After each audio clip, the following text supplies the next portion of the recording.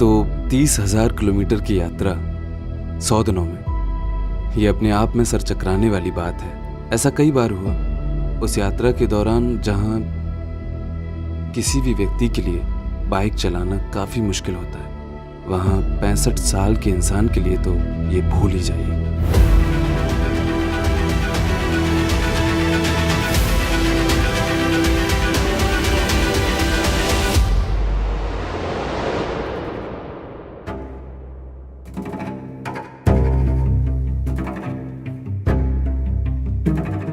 एक घटना है जिसने मुझे हिला कर रख दिया। सदगुरु को अबू धाबी से दुबई बाइक चलाकर जाना था।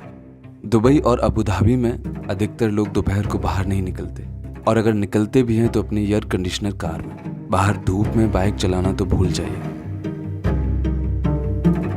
वहाँ एक और कार्यक्रम था जिसके लिए 3 घंटे और घूमकर जाना था, और रेगिस्तान में कुल 6 घंटे ड्राइव करना था। जब हम लोग निकले तब तापमान 40 के ऊपर था, और जब हम रोड पर आए तो हमने देखा कि वहाँ कोई भी दूसरी मोटरसाइकिल नहीं थी, बस सदगुरु अकेले बाइक चला रहे थे। जब वे जैकेट पहनकर चला रहे थे, 70-80 किलोमीटर के बाद ये बहुत गर्म हो गई। ऐसा सिर्फ मौसम के कारण नहीं हुआ, ऐसा गर्म हवा के कारण हुआ जो कि इंजन से बाहर आ रही थी। एक समय पर मुझे लगता है ये तापमान आसानी से 45 के ऊपर था, और ये गर्म हवा जो लगातार उनको झकझोर रही थी, रोड से गर्मी निकल रही थी। तो हमने उनसे पूछा, सदगुरु क्या हम आगे जाने से पहले कुछ देर रुक जाएं? और वे बोले, लोग हमारा इंतजार कर रहे हैं, हमें उन्हें इंतजार में न रखकर चलते रहना चाहिए।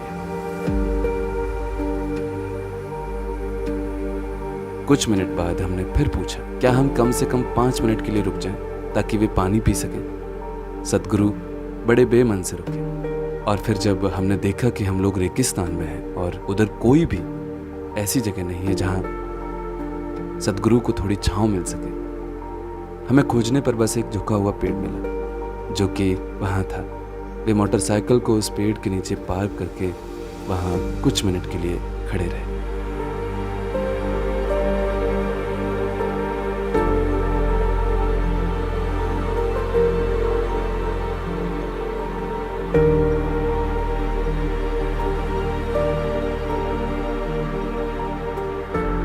सीट बहुत गर्म हो रही है, बैठ नहीं पा रहा हूँ। और बस कुछ ही मिनटों में सदगुरु मोटरसाइकिल पर वापस बैठ गए और चलते रहे। उन्होंने अपनी जैकेट उतारनी चाहिए, पर जैसे ही उन्होंने जैकेट उतारी उन्हें हवा के काफ़ी ज़्यादा धक्के लगना शुरू हो गए उनकी छाती पर। तो वो भी कुछ देर बाद काफ़ी तकलीफ देने लगा और पूरी तरह थका देने वाला था। रास्ते में एक अभिनेत्री जो हमसे इंडोनेशिया से जुड़ी, सदगुरु के साथ बाइक पर राइड करने के लिए वे कार से उतरी, अपना हेलमेट लगाया और सदगुरु के साथ मोटरसाइकिल पर बैठ गई।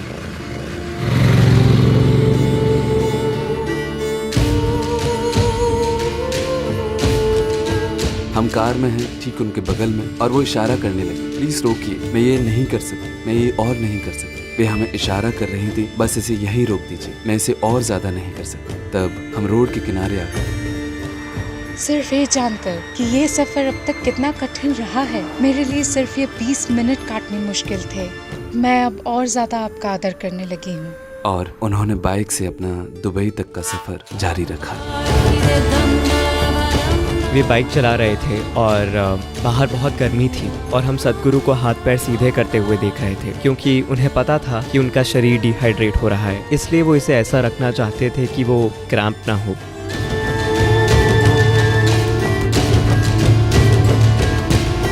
और एक समय पर फोन का जीपीएस भी गर्मी के कारण बंद हो गया। लगभग 6 घंटे बाइक चलाने के बाद आखिरकार सदगुरु दुबई पहुंचे। पर फिर ट्रैफिक लग गया। ट्रैफिक के कारण बाइक से बहुत ज़्यादा गर्मी निकलने लगी, जो सीधे उनकी छाती और जांघ पर लग रही थी। इसलिए जब लाल सिग्नल हुआ तो वो बाइक पर बैठ भी नहीं पा रहे थे। वे बाइक से उतरे और थोड़ी देर हटकर खड़े हो गए। वो भरे ट्रैफिक के बीच रोड पर खड़े थे ताकि बाइक से निकलने वाली गर्म हवा से बच सकें। फिर जब हरा सिग्नल हुआ वो बाइक पर बैठ गए।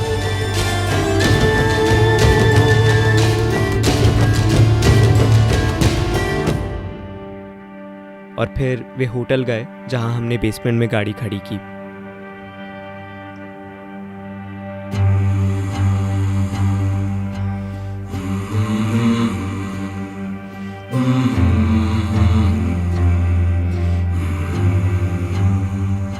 हमने उन्हें फिर से पानी दिया, लेकिन इस बार उनके शरीर में पानी की कई ज़्यादा कमी थी। वे अपने ऊपर पानी डाल रहे थे ताकि खुद को ठंडा कर सकें, जिससे उनकी आधी टी शर्ट गीली हो गई।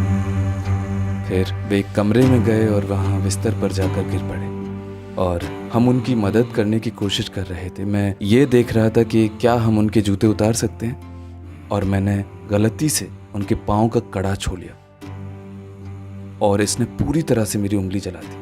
अगर वो धातु का इतना सा टुकड़ा इतना गर्म था तो वे खुद किन तकलीफ़ों से गुजर कर यहाँ पहुँचे होंगे और उन्हें कितनी ज़्यादा तकलीफ़ हो रही है। 15 मिनट में हमें अगले कार्यक्रम के लिए निकलना था और मैं उन्हें ये नहीं बोल पा रहा था कि सद्गुरु हमें अगले कार्यक्रम के लिए निकलना है। कुछ ही मिनटों में सद्गुरु रूम से बाहर आए। उन्होंने अपना हेलमेट लगाया, मोटरसाइकिल पर बैठे और हम लोग अगले कार्यक्रम के लिए निकले।